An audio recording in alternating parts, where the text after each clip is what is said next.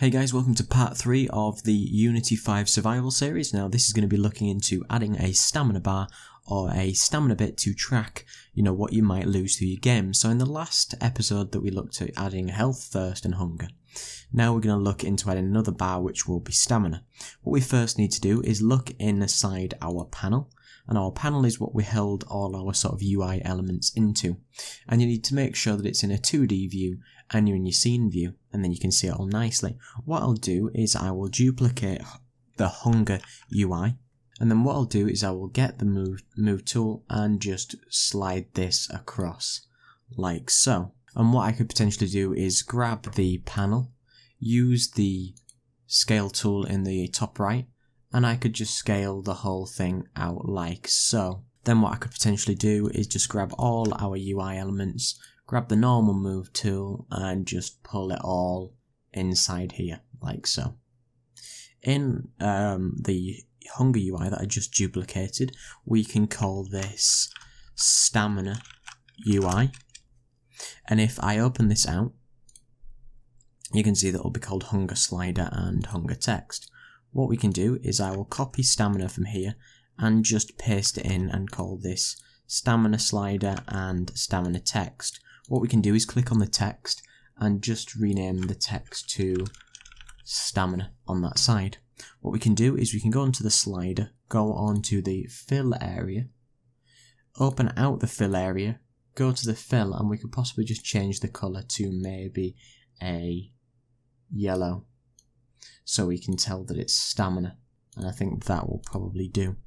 Then we can close everything up and that'll be all fine and ready to roll. One thing that we will need to check is if we click on the game view, we want to check that it all works, and if we press play you want to make sure that it all fits nicely in the bottom corner. You could potentially maximise on play just to test it again, just to see if it all sits in the bottom corner, and that sits nicely. Now what we can do is we can go back into the scene view and we can start doing something with our stamina bar in particular.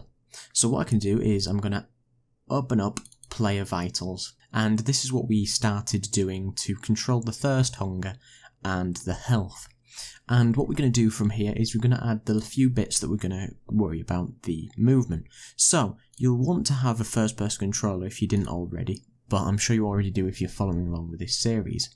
Now what we're going to need to do with the FPS controller, because it already does stuff with its controller and its actual FPS controller as well.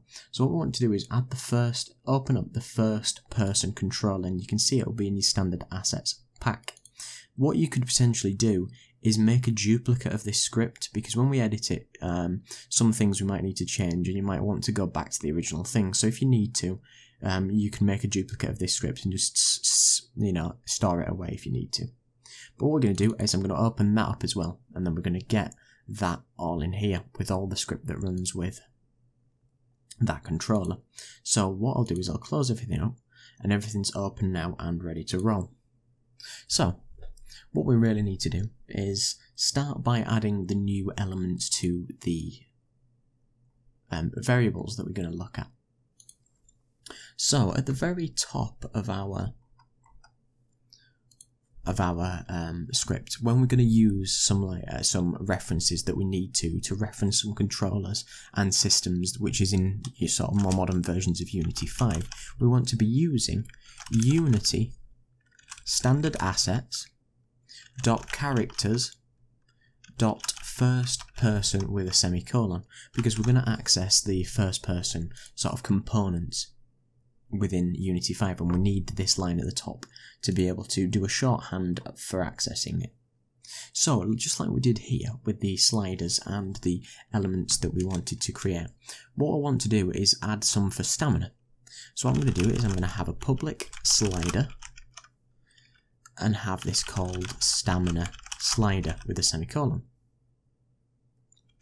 and then we're going to have public integer max stamina with the semicolon. Then I'm going to have a private integer which is stamina fall rate with the semicolon. Then I'm going to have a public variable called stamina fall multiplier, but that one needs to be an integer as well. You could make these a float if you want to be more accurate, but I'll go through it as we move on. I want another private integer called stamina regain rate with a semicolon, and then a public integer stamina regain mult for multiplier, because we're going to just times these values by whatever we sort of feel that we need. Then within our start function we want to sort of set some variables for some of the values that we've already written, because we're looking at the stamina slider, we're going to set max stamina, we're going to set the fall rate, the multiplier at which how fast it falls, the rate at which it falls, but then we give it a multiplier so we can make it faster or slower depending. So what we want to be able to do is under here, we just want to say that stamina slider, just like we did above, dot max value equals max stamina with a semicolon, and stamina slider dot value is equal to max stamina with a semicolon. And that's all that, and that'll set the actual slider itself, which is on the other component, to just the maximum amount that we're going to set within the script. So what we're going to do, seeing as that I made these two here private, because I made fall rate in the previous ones public so we could edit them in the script, but I don't think we need that as much for this because stamina falls much more quickly. So what we can do in the start function is we can say that stamina fall rate can be just equal to 1, and stamina regain rate can be equal to 1 with a semicolon. So we're just setting it to 1, and then the multipliers are the things that we're going to be able to sort of access. So now we've got that basic stuff done, we need to be able to access the things inside this script and be able to access the actual character controller so we can tell whether we're actually moving or not. So what we want to be able to do is add two new private variables, and they're going to be called, one's going to be called character controller, and it's going to be as a name car controller with a lowercase c, and another private variable called first person controller, and have that as player controller with a semicolon. And what this allows us to do when we'd written the sort of declaration at the top, it let us access this first person controller really easily, because you can see when I hover over it, it's using class Unity standard assets, characters first person controller. And this lets us reference and be able to use that script because it's slightly different in Unity 5. So what we can do here is we can actually find the components that we need. So we need to say that character or car controller is equal to get component, angled brackets, 2 brackets and a semicolon, then in the angled brackets we're just going to say we're looking for the character controller, and we're only using a get component because this script actually lives on the actual first person controller, which already has these components on, which makes it easier for us. Now I also want player controller, have that equal to get component, 2 angled brackets, 2 brackets and a semicolon, then within those brackets we'll have first person controller, just like we'd referenced at the top here. So all we're doing is instantly finding those as soon as we start, so we don't have to do any sort of, we can just call these variables in our script, so we don't need to write it out every single time. And now we're going to run down to a new section that we're going to create. And underneath this last else if statement just here, we're going to have a new section. We can call this stamina control section, just for the ease of this. Then what we're going to do is we're going to want to tell whether we're actually moving or whether we're sprinting and things like that. So what we're going to start off by doing, we're going to say that if car controller, so if the character controller dot velocity dot magnitude is greater than 0, and input dot get key, open brackets, key code dot left shift, and then close up those two brackets and add two curly brackets underneath, and I'll explain this. So what we're saying, that if the character controller, so if we go into Unity and we look at the first person controller, you can see that character controller's there. This controls sort of like the physics that behave on the character controller. We want to say that if the velocity or the magnitude, so if we're actually moving, so if we're moving and we're pressing left shift, and get key just means it's whether you're pressing it or holding it down, it doesn't matter. So we usually hold it down to sprint. So if we're holding that key down and we're moving, we're probably going to be sprinting. So we want to do something there. So then we're going to say that stamina slider dot value minus equals time dot delta time divided by the stamina fall rate times by the stamina fall multiplier with a semicolon, and we can save that out. So that's all we're saying. So if we're moving and we're holding shift, we're sprinting, so we won't want to lose stamina, so we're just going to say stamina slider and we'll decrease it by the values that we've set. Then what I can do under here is I can say else and have two curly brackets below there, and it just means that if we're not doing this, we're going to be doing this other thing. So if we're not sprinting, we'll just be walking.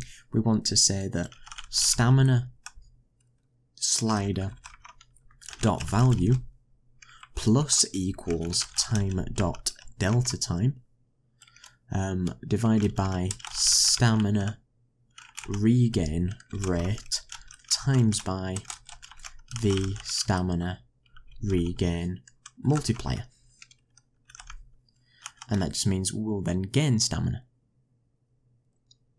And then what we can do under here is we can start a new if statement, because we're going to need to check something new if we're not, sprinting and stuff. We're going to say that if the stamina slider dot value is ever greater than or equal to the max stamina, we'll add two curly brackets below. We'll say that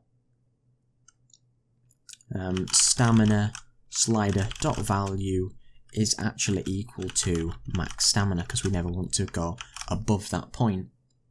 Now here we want to do an additional check, so we'll use else if instead of having to write an additional if statement, because we're going to want to do something similar but not quite the same. We're going to say else if stamina slider dot value is less than or equal to 0. Then if that's the case, if it's less than or equal to 0, we don't actually be able to want to do anything. We want to be able to just walk, because we can't sprint anymore because we've run out of stamina essentially. We're going to say that stamina slider dot value is equal to 0, and we actually want to be able to do things with this other script like we were mentioning. So I'll write this out as we'd want to do it, but it'll have some errors because it won't like it, because we won't be able to access things from the other side. I'm going to say that player controller, because that's how we referenced this script, FPS controller, and this was our shorthand, and we're going to use dot, and then we're going to access things from the other script, but we can't yet because it doesn't know what to do, because everything's hidden, everything's private. Then what we can do is we can add make this m walk speed to, instead of having it public, private, make it public. Have the run speed, m underscore run speed, have that set to public so we can access that from another script. And also, I'm going to make a copy of run speed and just paste it in under here. Just like so. And we're going to have a public, and then we're going to have a new one called run speed norm that we're adding to our FPS controller. Now in here, seeing as they're now public, we'll say player controller dot m underscore, now we get access to those particular variables that we need to access. So we're going to say that if we run out of stamina, what do we really want to do? We want m underscore, so I'll start this game so then it brings up the autocomplete. So I want the run speed then equal to player controller dot m underscore walk speed. So what we're saying is that if the stamina is ever equal to 0, we want the run speed to actually equal the walk speed, which means that we'll just instantly go to the walking speed. So there's no sort of confusion here. We're just setting the run value to walking value, which makes it easier to comprehend and understand and then edit.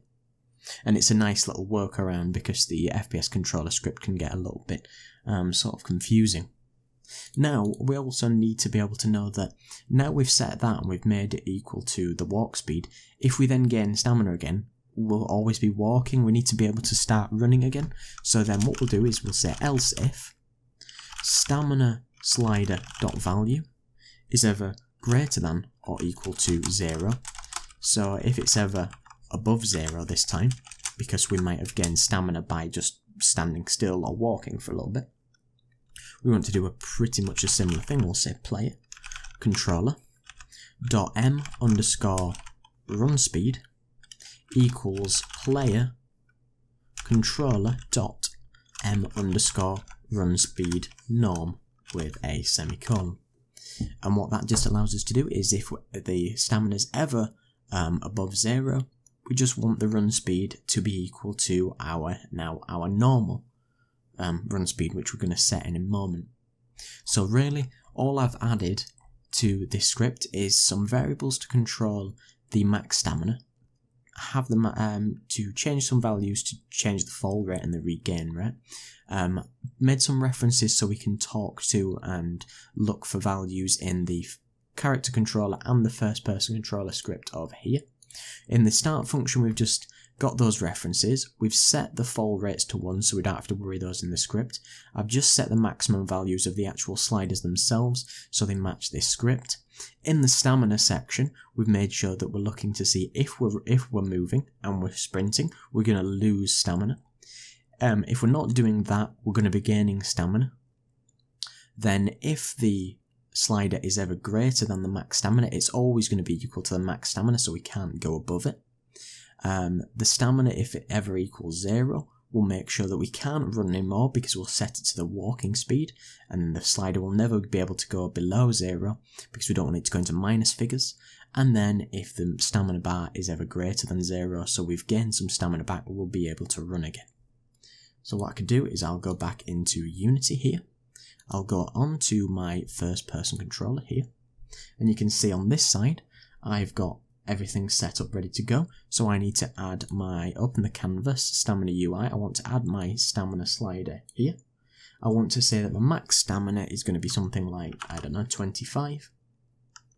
The stamina fall multiplier can be 5, the stamina regain multiplier can be 5, and we're pretty much almost ready to go. We'll go back on the first person controller and you'll see that walk speed is 5, run speed is 10, and normal speed or run speed normal can also be equal to 10. So we'll test this out. So now I'll press play. And you can see in the bottom corner that I've got my stamina and the other bars will start moving down as needed. I can start sprinting, you can see that the bar goes down. And when it does, you see I've gone back to walking speed. Now if I let go and I go back to walking, I will be walking stamina again. I can sprint again. And once I get there, it will slow down because I can, and I'm still holding shift now. If I let go, I can sprint again because I've got a little bit of stamina. It'll go down. I can't sprint until I've actually got stamina available. If I go out of play mode and just go to the game tab, untick maximize and play, and if you watch on this side, you will see that run speed will change. So I'll start running around. Run speed is normally at 10, and you'll see that when it hits, you can see that run speed then hit to 5, but because we've got a normal amount, it instantly goes back to 10 when we gain a little bit of stamina. And you could change that to say that you have to have a certain amount of stamina before you can start sprinting again. But really, it's dependent on how you want to be able to do it. You can decrease values, increase values, so I could have stamina 4 multiplier, I could have that as 10. When I play the game, I'll run out of stamina much faster than I can regain it. Or you could then, potentially later on in the series we do a level up so you can increase the maximum values of all your stats. So as you level up, you can increase a certain stat point and you can add those to the max values. So it's really open to a lot of different interpretation to what you want to do. So all we've done here is literally added it to and made it control the slider and some simple values within the first person controller that comes with Unity 5. And all we've done is added a new stamina bar and away you go. So thanks very much for watching. Don't forget to like, comment and subscribe. Cheers.